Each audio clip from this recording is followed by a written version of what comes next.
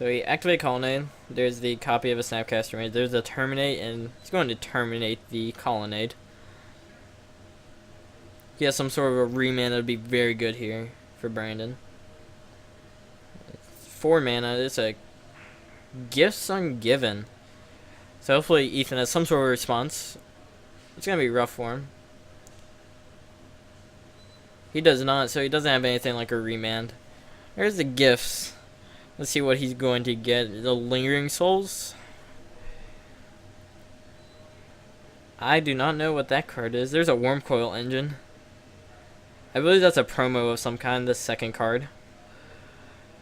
And a Unburial Rites.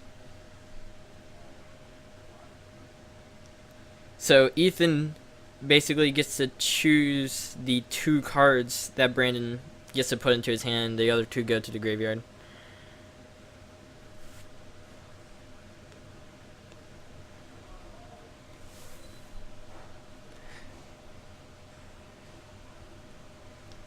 Andy, what are you talking about?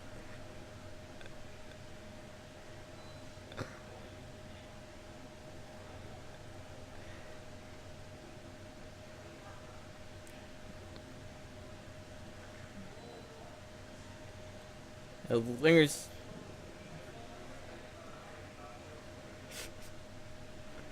Alright, so the Terminate resolved. There's a Wormcoil and an Unburial Rites in hand for Brandon.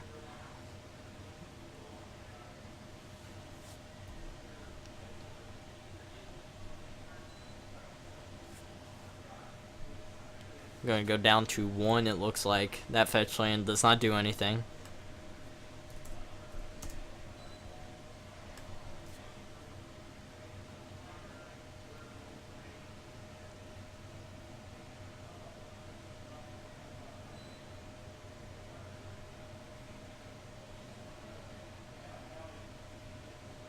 There's only 3 spirits.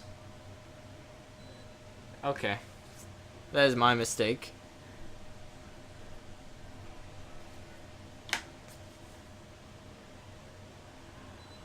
That copy of a Snapcaster Mage should not be there. Snapcaster Mage should be untapped. There we go.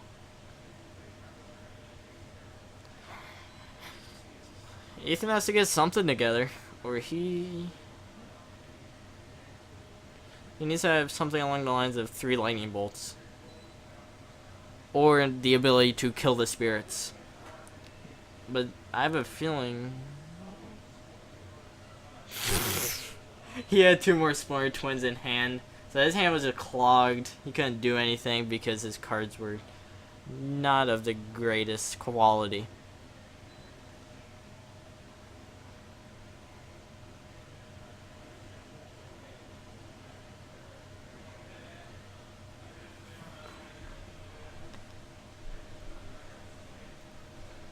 Alright, so it looks like they're going to shuffle up for game 2. That took a while. Time's going to be of concern. Looks like there were 34 minutes into the round, I believe. So, it's only 16 minutes. It looks like Brandon's pretty heavily favored in that situation since he won game 1.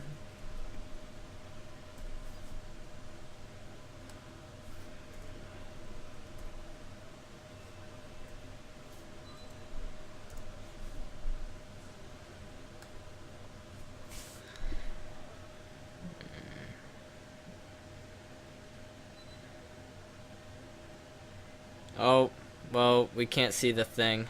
We can't see the life counter. This is why I have pen and paper. So they're going to do some sideboarding.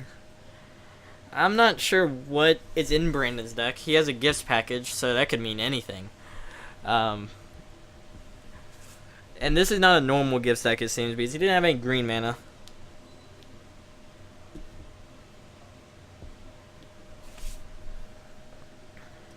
Ethan, I assume he's going to bring in normal blue card stuff. I assume both players are going to bring in cards like Dispel or Vendilion Click or anything along those lines.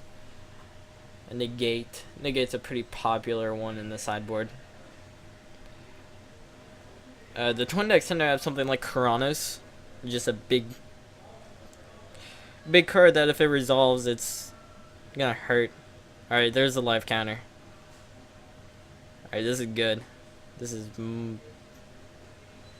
okay. We should be able to see all of the board now, which is nice. Can't really see what Brandon's taking out. I assume if he has anything like Wrath of God in his deck, he should take that out since it's a counterable sweeper and just costs a lot of mana. But something like Supreme Verdict's actually good because it kills Tasigur. And Tasigur seems to be a very big part of everything. And Tasigur is taking Modern by storm.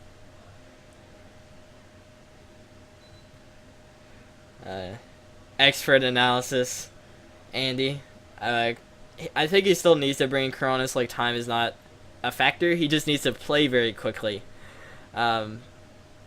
Playing fast is very important in order to get a match of 3 done in any Magic format. You need to play at least at a reasonable pace, preferably at a fast pace, especially with all the shuffling that's going on with the fetch lands in both Modern and Modern Legacy, Standard, Vintage.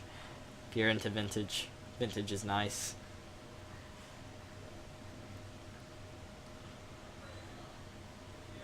I believe with the black, Ethan gets some discard, and discard is going to help a lot so that he can be a little more aggressive in these matches, trying to get games 2 and 3 done with.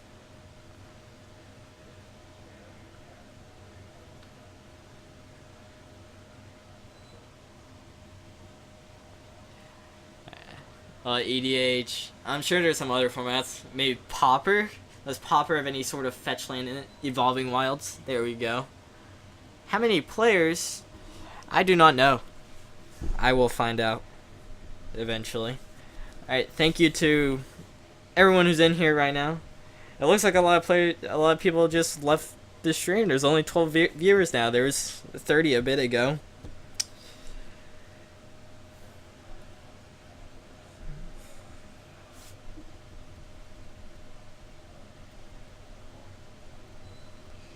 I'll find out how many players in just a bit. Looks like they're shuffling up for game 2.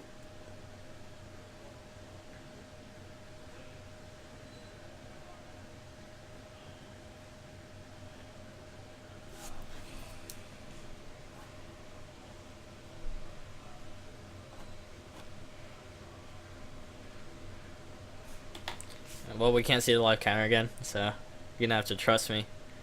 It's probably difficult to trust me, but whatever. Deal with it.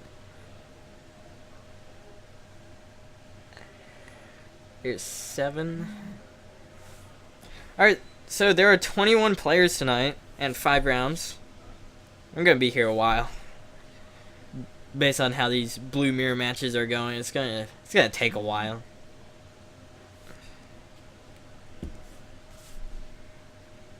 So it's like they're starting, I believe they both keeping. Yep, they both kept their 7s, so it looks like they're ready to go. I see in Brandon, I saw a Watery Grave, a Go for the Throat, a Tectonic Edge, it looks like, a Flooded Strain, a Lingering Souls. Can't see what else is going on. Alright, looks like we have George in here. I'm just saying how it looked on the camera. You're just looking? Alright. Yeah, just observing. So Ethan in turn, cracked a fetch, went to 19, got a Steam Vents, played another Bloodstained Mire and passed a turn.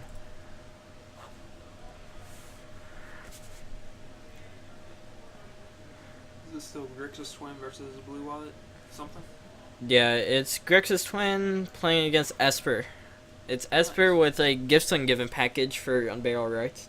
Very nice. I'm not sure what that blue card is at the front of Brandon's hand. It's probably a good one because it's blue. Alright, so Brandon's fetching down to 19, getting a basic Plains. I gotta take this, see where Sumo is. Alright, so he plays a Spellskite. Let's go into Spell Snare. Yep. Alright, so Ethan Spell Snared the Spell Skite.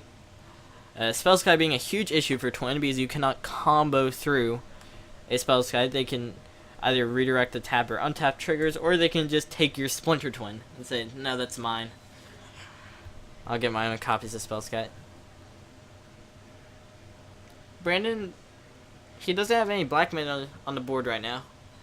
That could prove to be an issue if Ethan makes some plays on this next turn, because the third turn is very important for Twin because they can get to. That's when they can cast cards like Vendilion Click, Deceiver, Exarch, Pestermite, Remand plus 1 mana counterspell, or Snapcaster and 1 mana counterspell. Alright, so Brandon's shocking himself, going down to 17.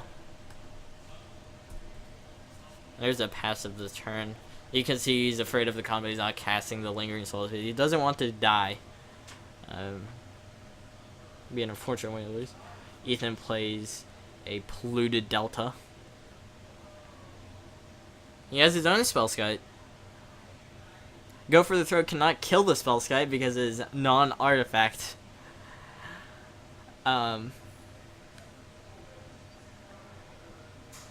Which we get to find out what this card does. He gifts Ungiven for it earlier. I have no clue. It might get countered, so we still don't know. Looks like we still don't know what it is or what it does. Okay, Brandon drew for turn. Cannot see. He has an island. It's a pretty island from Zendikar. It's a Henway. I don't know what a Henway is. It's not a magic card. You're gonna have to explain this to me, Andy.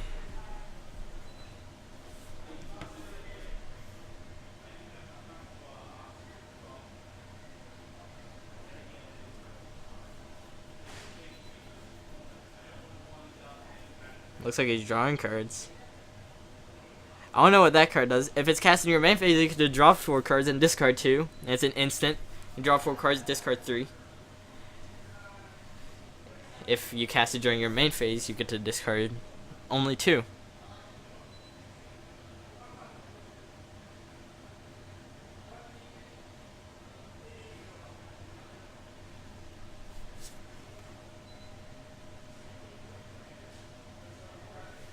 It's like Ethan fetched again, going to 17.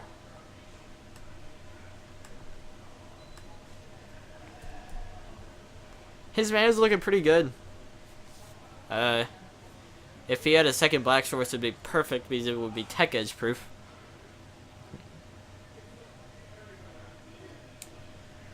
He has a pretty big opening here. If he has something like a Tassiger, it would be very good here. Looks like he just passed the turn. Looks like Brandon also has a Path to Exile in his hand. That looks like a negate. Negate, go for the throat. It's a path. So he has 3 ways to kill anything like a Deceiver Exarch with a Splinter Twin on it, or anything along those lines. We're gonna go into Path of Spellskite. I don't think that's as necessary right now because of the Go for the Throat. Because Go for the Throat says non-artifact creature, Ethan cannot redirect the Go for the Throat to Spellskite. So no matter what, he would be able to destroy or kill whatever's being Splinter Twinned.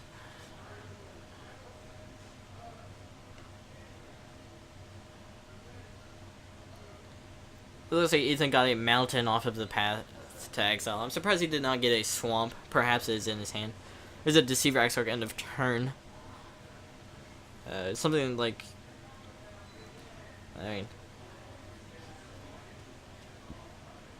he's going to respond to the trigger. So, Deceiver Exarch resolved, I assume, is targeting Sulfur Falls to untap. In response, Brandon's going to go for the throat to Deceiver Exarch.